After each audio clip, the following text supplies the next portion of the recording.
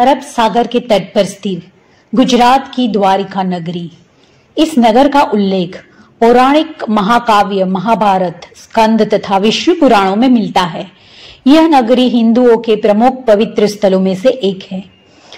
आदि गुरु शंकराचार्य भी 8वीं शताब्दी में सनातन धर्म के प्रचार के लिए यहाँ आए थे। उन्होंने यहाँ द्वारका पीठ की स्थापना की। तब से द्वारका भारत के 4 धामों में से एक है। हिंदू त्योहार जन्माष्टमी के दौरान द्वारका में हजारों पर्यटक कान्हा के दर्शन के लिए पहुंचते हैं और त्योहार का आनंद लेते हैं।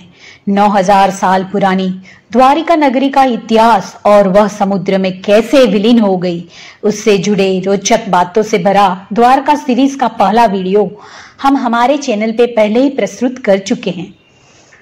इस सीरीज की दूसरी वीडियो द्वारका टूर गाइडेंस, जिसमें हम आपको बताएंगे कि द्वारका टूर की प्लानिंग कैसे करें, द्वारका में घूमने की जगह कौन कौन सी है, द्वारका मंदिर दर्शन का समय क्या है, द्वारका जाने का सही वक्त क्या है, द्वारका कैसे पहुंचे, कहाँ रुके और कितना खर्च आएगा आदि के बारे में विस्तार से इस वीडियो में हम जानकारी देंगे। तो बने रहिए मेरे साथ इस वीडियो के अंत तक। और अगर आपने हमारा चैनल सब्सक्राइब नहीं किया है तो प्लीज दोस्तों इसे सब्सक्राइब अवश्य कर लें और बेल आइकन दबाना न भूलें ताकि आपको हमारे नए अपडेट्स हमेशा मिलते रहें। द्वारका जाने का उचित समय।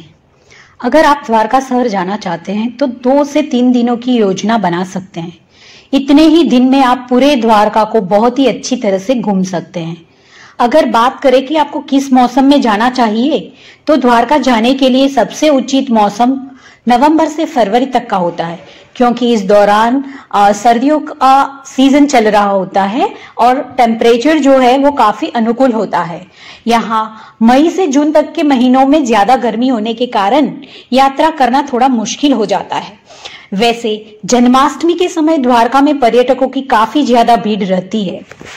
अब बात करते हैं द्वारका पहुंचने का माध्यम, यानी कि द्वारका कैसे पहुंचे। द्वारका तक पहुंचने के लिए सड़क, रेलवे और हवाई तीनों में से किसी भी मार्ग की सहायता ली जा सकती है। भारत के किसी भी राज्य से इन तीनों मार्गों के जरिए द्वारका शहर पहुंचा जा सकता है। द्वारका पहुंचने के लिए कोई भी सीधी फ्लाइट नहीं है। द्वारका से सबसे नजदीक का एयरपोर्ट जामनगर है, जो यहाँ से 87 किलोमीटर दूर है। इसके अलावा आप पोरबंदर एयरपोर्ट तक की फ्लाइट भी ले सकते हैं। पोरबंदर का जो एयरपोर्ट है वो द्वारका से करीब 98 किलोमीटर दूर है। पोरबंदर से द्वारका मंदिर जाने के लिए आपको बस, टैक्सी और ट्रेन बड़े ही आसानी से मिल जाएगी। ट्रेन से द्वारिका मंदिर कैसे पहुंचे। द्वारका में भी आपको एक रेलवे स्टेशन देखने को मिल जाएगा, लेकिन यह एक छोटा रेलवे स्टेशन होने की वजह से अगर आपको आपके शहर से द्वारका रेलवे स्टेशन के लिए कोई ट्रेन ना मिले तो आप राजकोट जंक्शन पहुंच सकते हैं, जहां से द्वारका मंदिर की दूरी करीब 225 किलोमीटर है। राजकोट के लिए आपको कई बड़े शहरों से डायरेक्ट ट्रेन मिल जाएगी, लेकिन अगर आपको राजकोट जंक्शन के लिए भी कोई ट्रेन नहीं मिलती है तो आप अहमदाबाद जंक्शन के लिए ट्रेन पकड़ सकते हैं।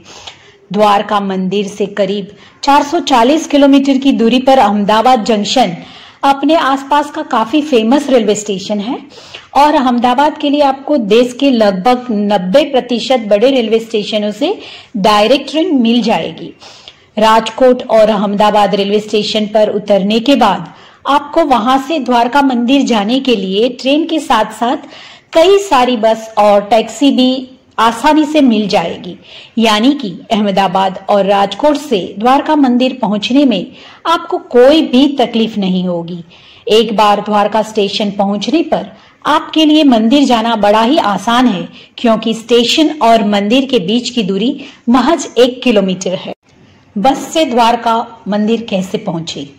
आप गुजरात राज्य के किसी भी शहर से जुड़े हुए हैं तो आप वहां के सरकारी बस के माध्यम से आसानी से द्वारिका मंदिर पहुंच सकते हैं। गुजरात की सरकारी बसों के साथ साथ इसके निकटतम कुछ अन्य राज्यों से भी द्वारिका मंदिर जाने के लिए डायरेक्ट बस मिल जाएगी।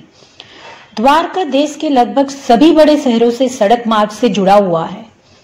आपने सिर्फ खुद की गाड़ी से वहां पहुंच सकते हैं, बल्कि मंदिर तक पहुंचने के लिए आपको कई बस सर्विस भी मिल जाएगी जिसे आप अपनी सुविधा के अनुसार चुन सकते हैं। द्वारका कैसे घूमें? बात करें द्वारका पहुंचने के बाद द्वारका कैसे घूमें। इन जगहों को घूमने के लिए कम से कम 2-3 दिन का समय चाहिए। आप ऑटो, कैब या रिक्शा को बुक करके इन तमाम जगहों को घूम सकते हैं। यहाँ एक दिन का 800 से 1000 रुपए में पर्सनल ऑटो मिल जाएगा आपको, जिसके द्वारा आप द्वारका दर्शन कर सकते हैं, या फिर द्वारका दर्शन के जो बस चलते हैं उसका उपयोग भी आप कर सकते हैं। चलिए अब बात करते हैं द्वारका घूमने जाने का खर्चा क्या आएगा। अगर आप द्वारका घूमने जाना चाहते हैं तो बेशक आपको पहले से ही इसका बजट बनाना होगा।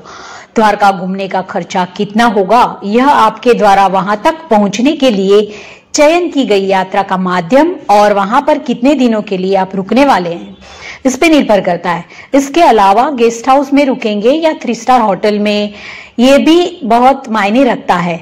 अगर आप द्वारका हवाई मार्ग से जाते हैं तो आपको ज्यादा महंगा पड़ेगा, वही अगर आप सस्ते में रेलवे मार्ग से जा सकते हैं। इसके अतिरिक्त वहां पर रुकने और खाने पीने का खर्चा भी लगेगा। चलिए अब बात करते हैं द्वारका मंदिर के आसपास रहने की सुविधा के बारे में। द्वारका मंदिर के आसपास रहने के लिए 3 अलग अलग सुविधाएं उपलब्ध कराई गई है, जहां पर आप अपने बजट के अनुसार रात में ठहर सकते हैं। धर्मशाला एक पहला ऑप्शन है। द्वारका मंदिर के आसपास ही आपको ढेर सारे सस्ते धर्मशालाएं देखने को मिल जाएंगे, जिसके 24 घंटे का किराया 500 रुपए के आसपास होता है। दूसरा ऑप्शन जो आपके लिए है वह है गेस्ट हाउस, यानी कि द्वारका मंदिर ट्रस्ट के द्वारा भी जो गेस्ट हाउस चलाए जाते हैं वो आप 24 घंटे के लिए बुक कर सकते हैं, जिसका किराया करीबन 700 के आसपास होता है। द्वारका मंदिर के गेस्ट हाउस के रूम को आप ऑनलाइन भी बुक करवा सकते हैं। और तीसरा और आखिरी जो ऑप्शन है वो है प्राइवेट होटल्स का। उसमें भी आप अपने बजट के अनुरूप होटल का चयन कर सकते हैं। अगर आप बजट होटल के लिए देख रहे हैं तो मंदिर के आसपास ही आपको 24 घंटे के लिए 1000 से 1200 में एक प्राइवेट होटल का रूम मिल सकता है। द्वारका मंदिर के आसपास खाने पीने की सुविधा के बारे में बात करते हैं। द्वारका मंदिर के आसपास बहुत सारी ऐसी सुविधाएं हैं जहां पे आप काफी सस्ते में बहुत अच्छा भोजन कर सकते हैं। एक है द्वारका मंदिर प्रसादालय। द्वारका मंदिर ट्रस्ट की ओर से ये चलाया जाता है, जहां पे आप 20 से 30 रुपए में एक थाली खा सकते हैं। ये द्वारका मंदिर प्रसादालय में समय जो है वो 11 बजे से 2 बजे तक का रहता है सुबह में, और शाम की अगर बात करें तो 6 बजे से रात 9:30 बजे तक का होता है। यानी कि सुबह के ब्रेकफास्ट के अलावा बाकी के दोनों टाइम का खाना, यानी कि आपका लंच और डिनर आप वहां पे कर सकते हैं। और अगर आप रेस्टोरेंट्स में खाना चाहते हैं तो द्वारका मंदिर के आसपास बहुत सारे रेस्टोरेंट्स आपको मिल जाएंगे, जहां पे आपको 80 रुपए में थाली मिल जाते हैं। अगर बहुत अच्छे थाली की आपकी उम्मीद है, बहुत अच्छा खाना चाहते हैं, तो मैक्सिमम आपको 150 से लेके 180 तक के काफी अच्छे थाली सिस्टम भी वहां पे मिल जाएंगे। और द्वारकाधीश मंदिर का दर्शन करना चाहते हैं तो इसके दर्शन समय के बारे में जानना बहुत ही जरूरी है।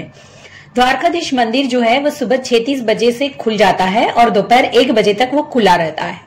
और शाम की अगर बात करें तो 5 बजे से रात 9:30 बजे तक मंदिर खुला रहता है। आप जब ही द्वारकाधीश मंदिर दर्शन के लिए जाते हैं तो कम से कम 2 से 3 घंटे तक का समय अपने पास जरूर रखें। और एक चीज ये बता दें आपको कि भक्तजन जो आरती के समय जाते हैं मंदिर में, तो मंदिर में आरती का हिस्सा भी बन सकते हैं। भगवान की आरती के भी दर्शन का उन्हें लाभ मिल सकता है। वैसे इस बीच भक्तों को कुछ नियमों का पालन करना होता है।